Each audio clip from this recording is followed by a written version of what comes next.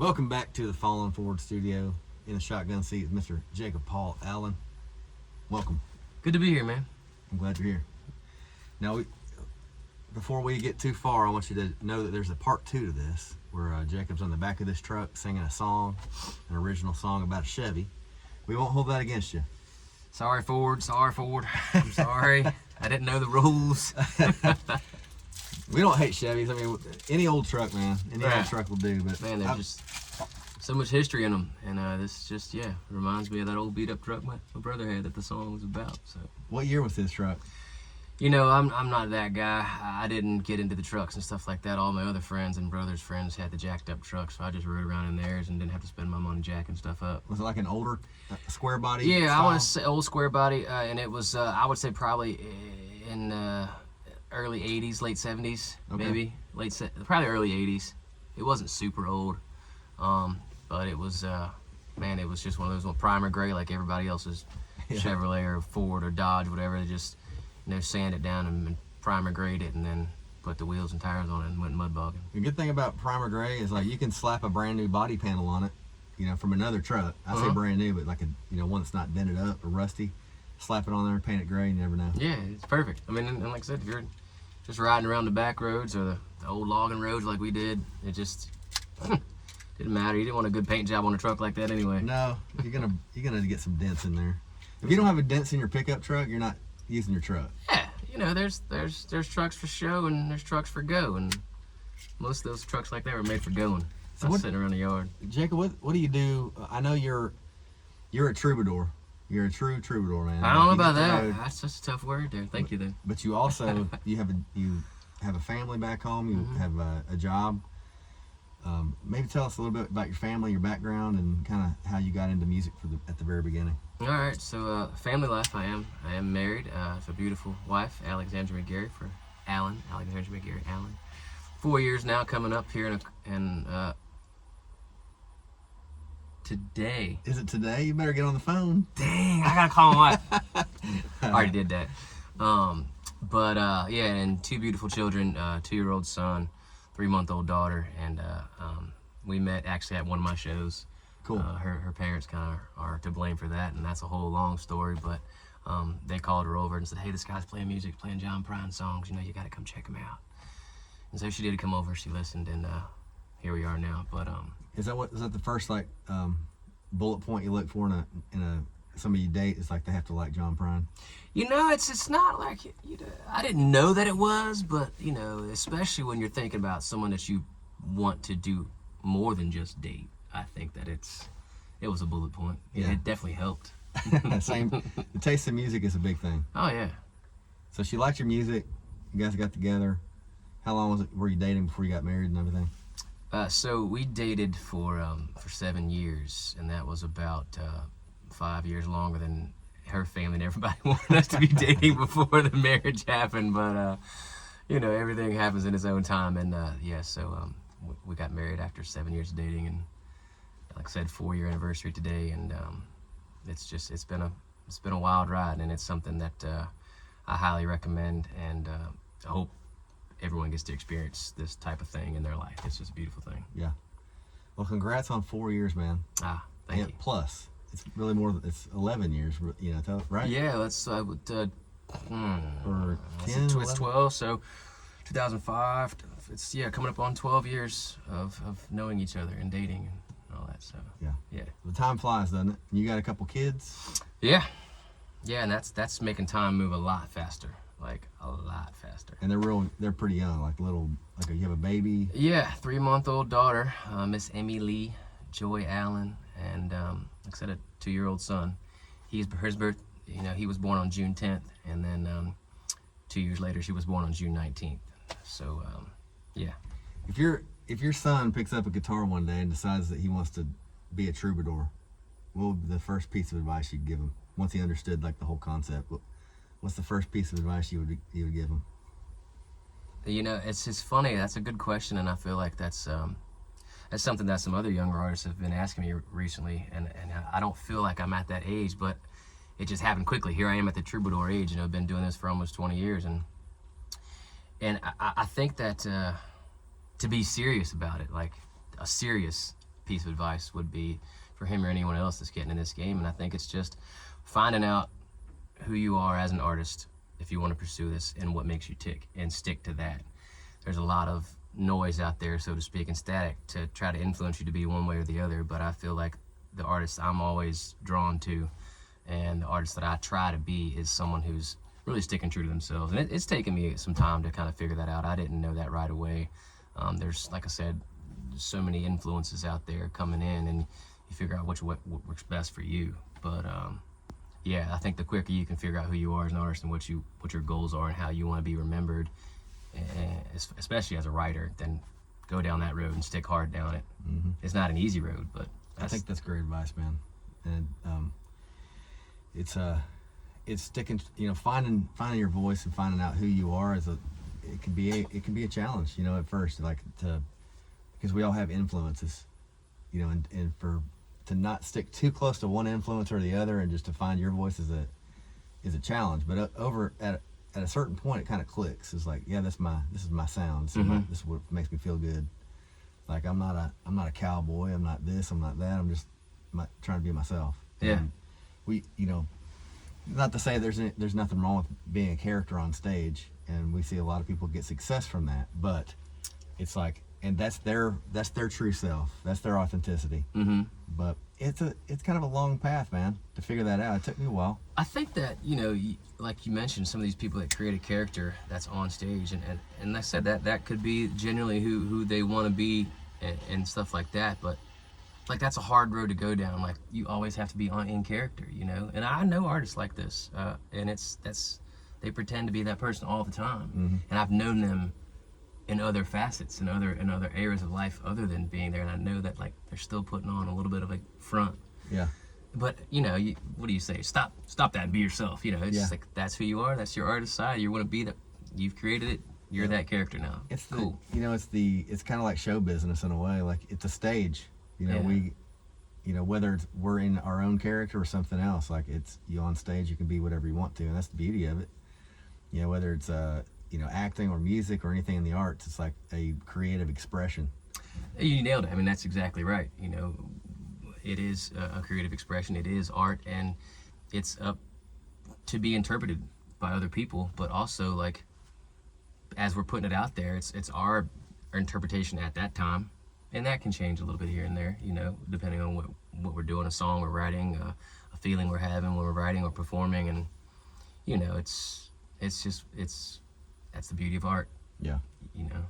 It's up to the person to interpret it. That's why it's like, it's good not to put so much pressure on ourselves too about, like, trying to get our point across to somebody, because whoever gets it is going to get it. Mm-hmm. And that's another thing, man. It takes a while to figure that part out too. It can start to drive you crazy. Like, maybe I'm not resonating with everybody. Maybe you're not in the right place. Maybe you're not in the right group. Mm-hmm. Maybe somebody out there will hear your song or your voice and be like, yeah, we know where we want to show. We got a show for you over here, or we got a festival we want you to be a part of. Or that's the thing. That's another piece of good piece of advice. I think, going back to it, is finding yourself and finding your voice and your authenticity, but also, like you just touched on, like, performing and where you perform, the crowd you're performing for. Like, you're taught and we're made to think that you got to go out there and cut your teeth just anywhere anyone can hear you and play. And that might be true, but you do that for a little bit, and then you start narrowing it down, I think, to places where it's your crowd, it's your people. It's people that the other artists are playing those places, and those artists are similar to you, and you have a common path. So I think trying to strategically perform where people get it naturally, yeah, and are drawn to the things that you're doing, makes it easier for artists, because there's pressure out there to be a certain performance or to bring a certain thing to the table as an artist. And the sooner we can find places that allow us just to be ourselves up there and not feel like we have to entertain, we have to just do this thing, but we can just sit there and play our songs, mm-hmm. and be ourselves and call it a performance. That's the sweet spot. It is, isn't it? So you were telling me a little bit yesterday about kind of your early days traveling around with the band, hitting the road, getting rowdy, just having some good times with the guys. And yeah. so what was that? What was the name of the band? So my first musical endeavor was, and we still perform together today. A good buddy of mine, his name is John Howard, aka Hojo. So the band name was Hobo Jack, cool. and he was from a punk rock background out of Chillicothe, Ohio, and I'm from roots Americana country stuff here back home in Nelson County, Virginia. And we got together, and his nickname was Hojo, and my nickname was Bojack. And so we kept throwing around nicknames, and whatever, we just kicked Joe out and smashed them together and had Hobo Jack. That's cool. And it was, it was a fun ride. And the early days, we put out a record EP in 2009 and quit our jobs and went down to St. Augustine, Florida, where his mom was living, and made our way back up the coast to New Hampshire and played shows wherever we could, open mics, just didn't matter, man. Just lived that life until we went broke and had to go get jobs again.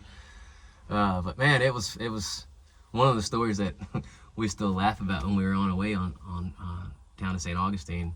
We were going to go down through Johnson City and Asheville, North Carolina, or whatever. We stopped over and had some friends in Blacksburg, Virginia, and woke up the next morning, and it was John's turn to drive. And so he's driving down the road, and he looks at me, and I got this sheepish grin on my face, and he's like, "What are you talking about? What are you doing over there? What's up, Bojack? What's up?" It's like 11 in the morning.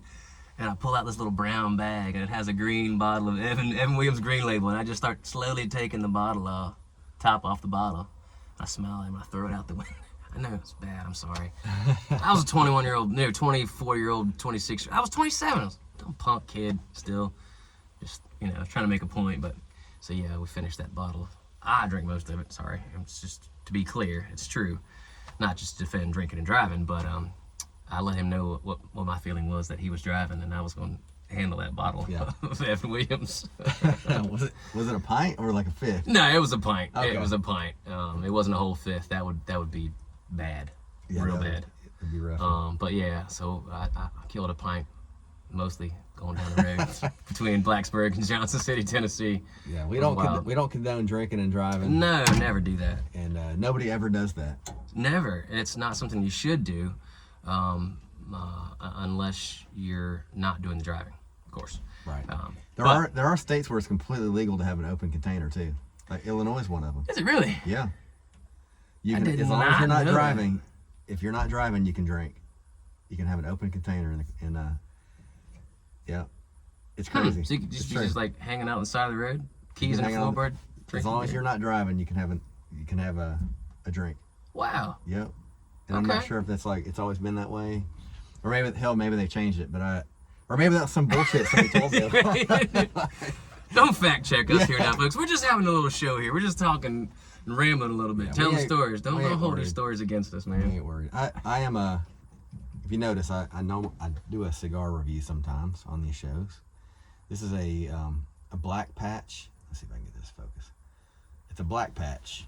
Made here in the state of Kentucky. This is the 20th anniversary.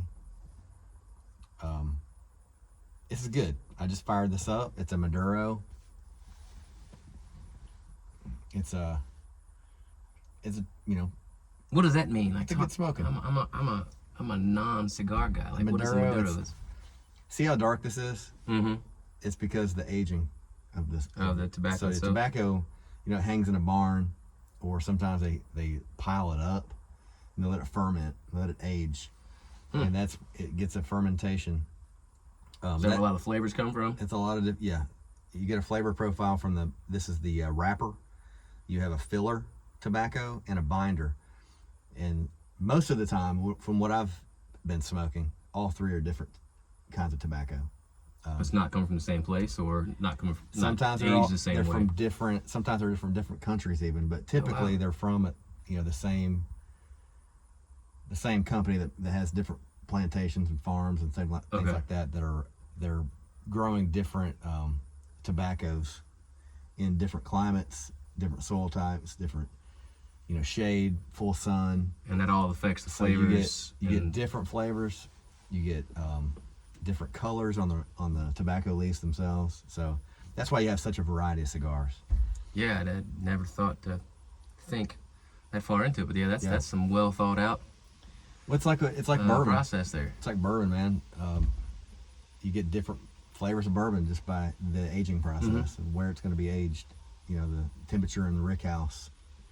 you know, the different grains and all these things go into the flavor.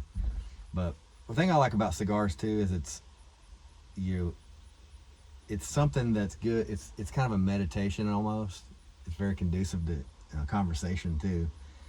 There have been a lot of conversations had around cigars. Yep. Yeah. And you breathe a little bit of the smoke. You get some secondhand smoke sometimes from that, which can be bad for you. But overall, Can be bad for you're not inhaling the smoke. You're just feeling the smoke, tasting the flavor, and let it out. letting it go. Hmm. So And is there like a general rush? Like, it's been so long since I've had a cigar, like I couldn't tell you. I probably did get a head rush the last time I smoked a cigar because it's hard for me to not inhale, and that's why I stopped smoking them, because I'm like trying to get sick from it. I'm always inhaling. yeah, you will get a buzz from one of these if you Little inhale head some of the rush. smoke. It's got nicotine in it, so sometimes you know, as you smoke, the concentration of nicotine settles down to here. So sometimes when you get down to this area, It's getting pretty hard on you. you're getting a little bit of a buzz. I try not to get a buzz from a cigar because I don't like it. I don't like that feeling. It's like an airy head feeling kind It's of thing. a little bit of a, you know, like I'm on the verge of feeling good, but I'm also slightly nauseous. You know what I'm saying? Like, you ever get that? If you're drinking something too, like if you have alcohol, it's like you get to that point where you're like, I'm starting to feel good. I know if I drink any more than this, I'm gonna probably get sick. Oh, You know yeah. what I mean? Like, and cigars can be like that too. The second cigar that I ever smoked, I thought I was gonna throw up. Like it would make me so nauseous because I was also inhaling it a lot. And Well, I think realized that's just you're a not natural supposed to. rookie mistake, Yeah, which is you're not why I'm supposed still to. a rookie. Yeah. So I'm like, I've learned some lessons from a cigar. I appreciate a good one because I honestly don't smoke that much. Mhm. By watching the show, you'd think I'd smoke cigars all the time, but I really don't. And these are amateur reviews. People that are serious about cigar reviews would probably laugh at some of the stuff that I say. Rip but ups, yeah. I'm just trying to. Yeah. I'm exploring this just like with anything else that I try to do. And you have that right to do so. You don't have to be a trained professional to do what you're doing. That's the beauty of it. Yeah.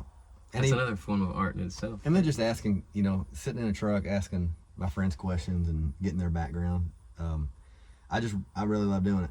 I think it's good to get people's stories. The premise of this show is trying to find out some of the things that, we have in common. As far as like, we all fall at some point. We all have to pick ourselves up. Sometimes we don't even feel like doing that, but we do. And then by doing that and moving forward, you learn lessons from it. 100%. And so, like, I'm sure, like, even as I described that, you may have had a thought pop in your mind about something that you feel like maybe a life lesson that you learned along the way, something that, a truth bomb or something like, you could advise somebody if you saw somebody in a situation like, hey man, keep your head up. Like, I've been there, I know.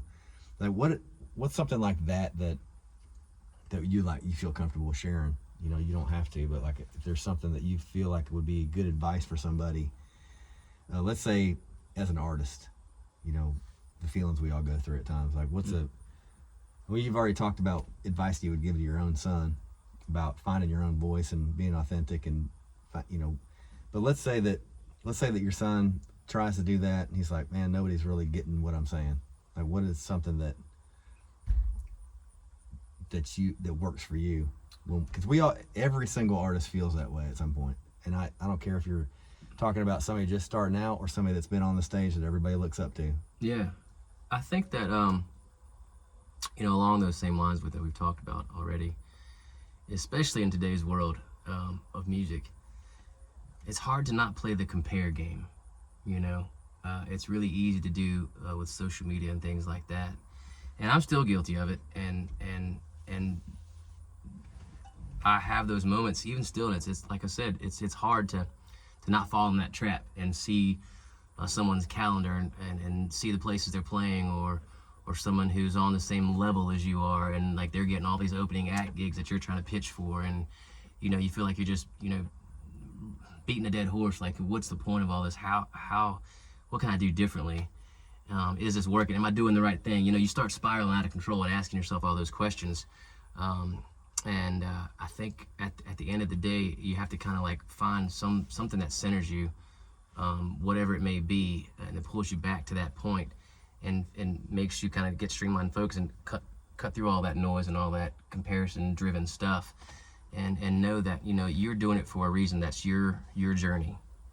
Whoever the artist may be, whatever your art form may be, you're on that path for your own reason, and it's yours to control and to get back in the driver's seat is kind of what I'm saying. Because if you letting everyone do all those things and influence you in certain ways and like make you compare yourself to other artists, you're losing control of the steering wheel at that point. So keep control of the steering wheel and, you know, write your own story, create your own path. It's good to be in the same path of the troubadours and people that have done it before us. They laid a hell of a road for us to fall and drive down, to fall forward down. But it doesn't have to be the same drive. So I love that, man. I love the way that you put that. Yeah, comparison is definitely a thief of joy. Social media is designed to keep us feeling. It should be something that helps us feel better. Anti-social It's media. making us feel worse and worse about ourselves, honestly. And you know, but it's a beautiful tool when it's used correctly, but it's just not being used correctly. it's a very tough place to be some days. Mhm. But that's why, like, man, you know, the songs that you write are real life things. You get inspired by your own personal life and the things you've gone through and the struggles and the joys, and you have a really good way of putting it in a song form where it's like you paint the picture. And so if anybody out there hadn't heard Jacob Paul Allen's music, make sure you go check it out. Please. Listen to everything. Diapers ain't cheap. Just kidding. And I tell you, man, like we played some shows. We played a show last year in Illinois. We're getting ready to go back there this weekend. We've got a show up there at the Southgate House on the way, and then we're going to Milwaukee the next night to hang out with Phoenix Kristen. A good time. And he's also another singer-songwriter up in that neck of the woods, and has a lot of friends and family down here in Kentucky. But you know, it's not an easy thing to do, what we do. You know, being vulnerable, telling our stories, getting out there and hoping people can relate to it. But you're doing a damn good job, man. And Thank you, brother. And you're just like I said, I'm excited that this all worked out where we had time today to do this, because I've been trying to follow along with this series you've been putting on for a while now. And yeah, it's nice to know that there's somebody out there, and several other people doing it as well, but where we can come tell our stories and put it out there and talk about it and get questions asked. And because it's, you know, you want people to know those things sometimes about you as an artist. We all do, and to have those questions asked, but it's not, you can't sit on stage in the middle of a show and be like, okay, so Q&A question, here, tell me what you want to think about me, you know, whatever, Yeah. what do you think about this, or ask me a question, you know. Yeah. You can't do that, so having a platform like this is really cool. yeah, Thank you. no problem, man. I get joy out of doing it. And you know, so I guess in conclusion, we're about 23 minutes. We got another 5-6 minutes to go. We can kill that for sure. Yeah, man. We're let's talk about songwriting in All right, particular. let's do Like, what's kind of your process for writing a song? And you can write songs pretty easily. Like last time we hung out, you're like, I wrote a song on the way here. Yeah. Well, you know, it depends, because that song that I wrote on the way there had been something that was sitting on the shelf for a while, and it was just waiting for the right time, the right spark to ignite it and get the thing going. And like a process, I don't know that I've got one nailed down just yet. I mean, everyone comes out differently sometimes. Whether starting with the hook or starting with the chord, or you know, the chords first or melody first. Being a lyrics guy, it's usually a lyric that hits me first. Driving down the road somewhere, and you know, grab my cell phone, turn everything off, and put the recorder on and start talking into it and humming into it, based off of a lyric, and then you know, get somewhere and grab a guitar and try to piece together after that. And it may have to change based on the chord structure and things like that, but that's, I would say, more often than not, that's how it starts for me. Just a quick idea or something, a phrase is twisted a certain way that I've never heard before, and I like the way it sounds, so I flip that around and put it to a little quick melody. And or sometimes I'm, you know, listening to a melody going down there, or listening to someone else's song, and I'm like, dang, that was really cool, but what if it did this instead? And then turn everything off like that and try to get that melody out of my head and take that same concept and flip it to a different direction. When that's the beauty of it, you know, it's the beauty of music. It's like you never know where the influences are going to come from.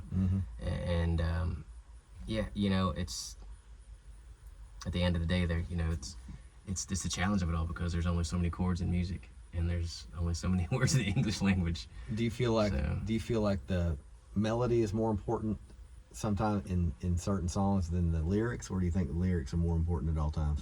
I don't think the lyrics are definitely. No, not at all. Sometimes I can be guilty of thinking that, because just I'm a lyrically driven person. But I just wrote a song recently, and it's the opening little finger pick it. I'm not a finger picking guy, but the opening melody of the song gets me every time. Like, I picture myself as a listener listening to this song, and as soon as I hear that first note, I'm like, I want to hear that song. And I haven't even heard the first word yet. So that's a perfect example of where it's not always lyrically driven. And I feel like great songs, there's good songs out there, a lot of them. Great songs have the right combination of both. Yeah. Where that lyrical melody or lyrical hook and the melodic hook they're so powerful where it just you can't stop listening to it. Mm-hmm. Yeah. Yeah, that's a magical moment when that happens. Do you have some recommendations of some people that come to mind when it comes to like great songwriting, great melody, maybe some buddies or like people that the audience needs to check out as well? Yeah, man, I tell you, obviously, we talked about John Prine. I mean, as far as lyrics and putting a spin on words, I don't know if there's anyone greater than John Prine, that he did it so well. That can put just something simple like, dang, how didn't I think of that? That's a great way to put it. Charlie Starr from Blackberry Smoke's a great writer, man. Another guy who can just, I know he writes a lot with David Lee Murphy down there, but something that's so simple and it just everyday life and just like, dang, that's just so awesome. This guy right here, Joe Stam, since you asked the question, as far as someone current, Joe's a great writer, man. It's not your average run-of-the-mill songwriting. It's he's got some deep thought going on in there, and I'm always inspired when I hear some of his stuff. He puts a hell of a show on too. Like, oh yeah, he brings it every time. Yeah, and he doesn't even try. Yeah, he just stand there all handsome like and sings his songs in that beautiful voice. Damn you, Joe Stam. Make it hard on us, brother. Hey, Joe, if you're watching this, man, make sure you come out anywhere near Harrisburg, Kentucky, and stop by and get the interview. Yeah, he's a traveling man. He likes to burn the roads up. You tell him where to come, and he'll do it, I'm sure. Yeah, we played a show together in Richmond, Kentucky one time at Bluegrass Barrel House. Got to meet him for the first time, but I had reached out when I first started doing the thing, like writing songs, and was thinking about putting some music out. I reached out to Joe Stam because we were friends on Instagram, or follow each other on Instagram. And when I thought about somebody that was out there doing the thing the way that I wanted to do it one day, like, he was the guy. So I reached out, I asked him a couple questions. He responded immediately.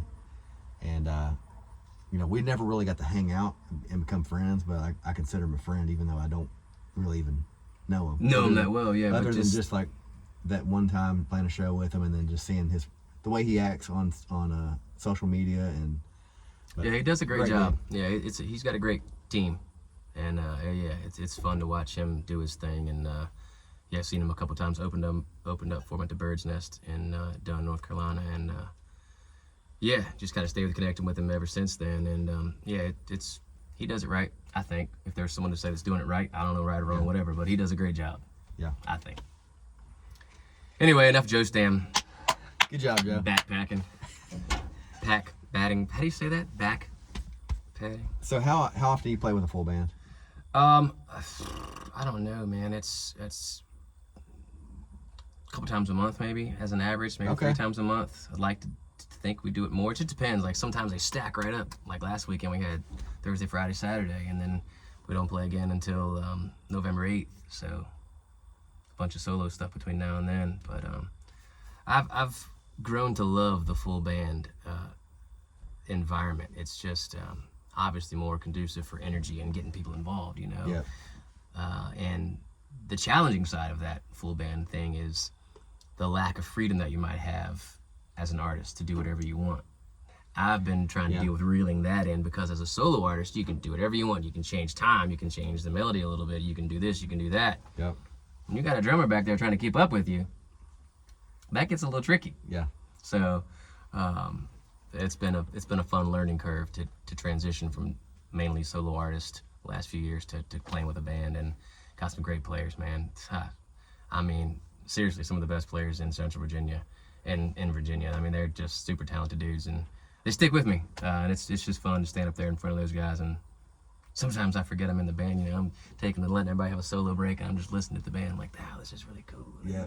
And they start looking at me like, it's your turn to sing, dude. It's like, oh yeah, I was just enjoying the moment, man. That's one of the things I love playing with a full band is the fact that you get in those moments where it's like, I know we didn't rehearse this exactly like this, but it sounded way better than it does in rehearsal because we're up there in the moment having fun, and you just want to let those guys play. Yeah. You know, it's like I was supposed to come in, 2 measures ago, but I'm like, I'm Let it coming go. on that 4 instead. Yeah, and then like it's just funny you say that because we just played a show recently in our hometown. It was a Thursday night. It was kind of chilly and wasn't a ton of people out there, but the band all felt like had a great show, and the people that were there, really enjoyed it. And this person that had seen us for the first time, she'd never seen us before. She's like, how do you find the energy to do that, knowing that there's not a ton of people out here, that giving you? And I was like, just you find the energy on the stage from each other. You feel off each other, and when the music's clicking, we're here to make music and have a good time together, and we are, despite what's going on out there. Yeah.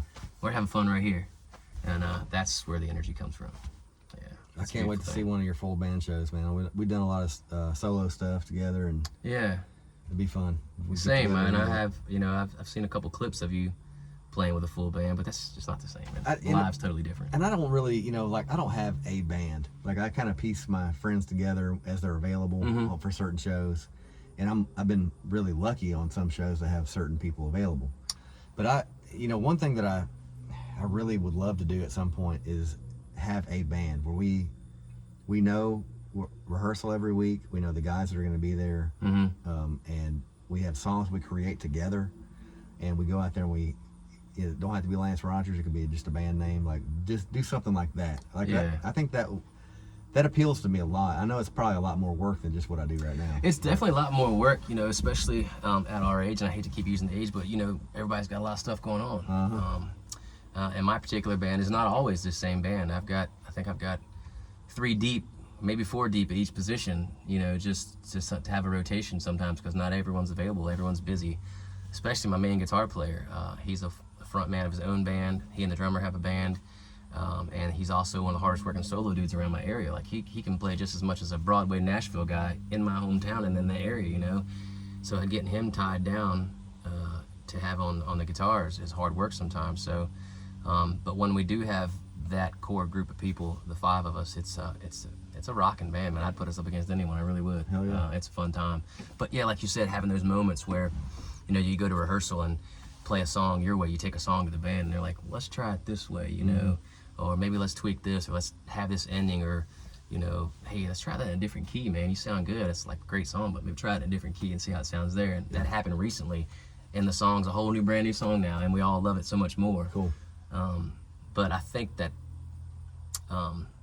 just to go off on a tangent real quick, I think that for me, that's become a good judgment of success in this business, because it's so easy to judge success based on the shows you're getting, based on who you've played for, who you play with, things like that. For me recently, and the older I get in this game, my view of success, especially when it comes to the band, is like playing with some of these pickup players that are talented dudes, and they keep coming back. They want to play more shows together.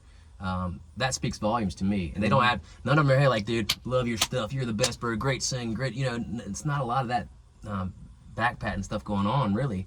But the fact that they keep showing up and they keep suggesting little things here, they give a damn. And that's a measure of success for me. That's a great way to put it, man, because I can relate to that, where I feel like when I'm on stage, I'm probably the least qualified on the stage to be there. That's the smartest thing to do.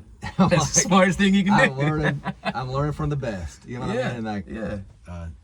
But it's probably always going to be that way too, and but that's the beautiful thing about what the situation we're in. Like, putting yourself out there, following your truth, following your path, and not being distracted by everybody else that's got stuff going on. But like, you end up finding the group of people that you're supposed to be with. And I've seen it time and time again, man.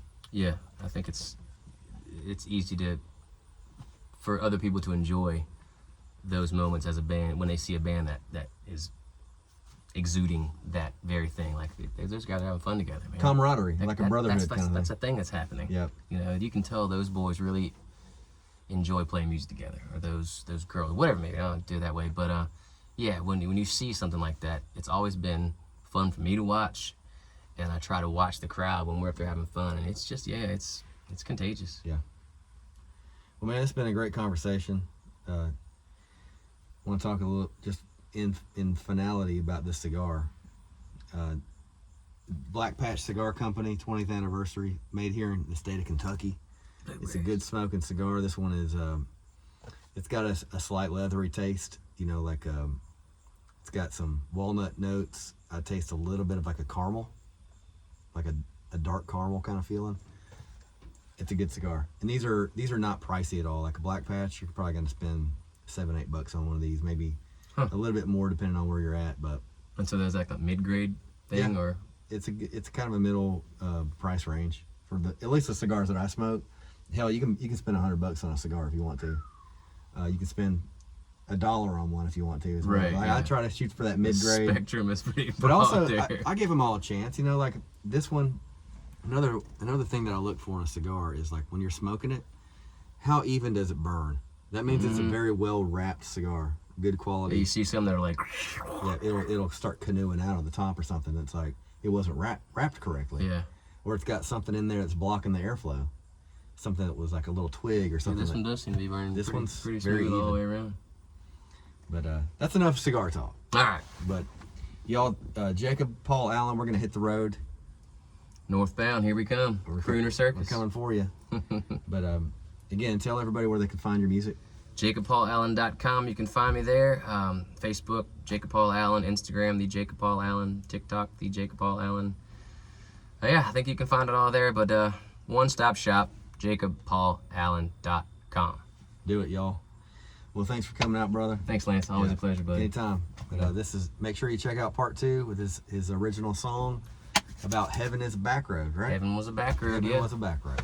Getting in trouble in old gravy train. Even though Gravy Train's a Chevy, we still love her. Ah, here we go. Oh, easy falling forward. All right, we'll catch you next time.